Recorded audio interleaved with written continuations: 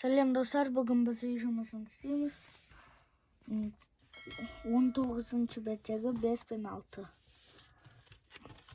Бірінші 5-ті істеп аламыз.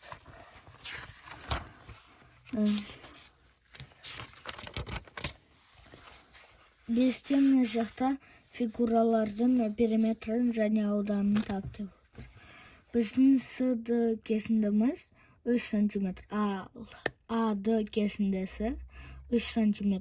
Периметрі белгісі сантиметр. Оны біз периметрді білу үшін 3-ті 4-ке көбейтеміз. Сол кезде 12 шығады. Периметрдің жауабы 12 сантиметр. ФГ кесіндісі 6 сантиметр, ХГ кесіндісі 2 сантиметр. Периметр белгісі сантиметр. Периметрді табу үшін 6-ны 2-ге қосып, соны 2-ге көбейту керек. Сол кезде 16 шығады. Периметр 16 сантиметр. Енді аудан. С-ды кесіндісі 3 сантиметр, А-ды кесіндісі 3 сантиметр. Ал ауданы белгісіз. Ауданды табу үшін С-ды көбейту А-ды, С-тен 3 көбейту 3 тен 9 сантиметр квадрат.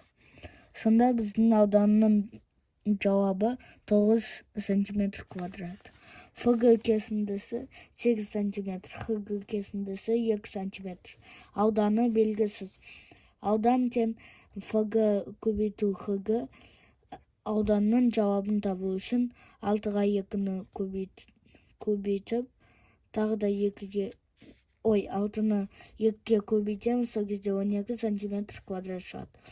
Ауданның жауабы 12 сантиметр квадрат. Енді біз 19-шы беттегі 6-шы есепті жай орындау керекпіз. Біз 5-ті 10-ға көбейткенде 50, ал 50-ді 3 рет қосқанда 150. Енді 36-ға 150-ді қосқанда 186.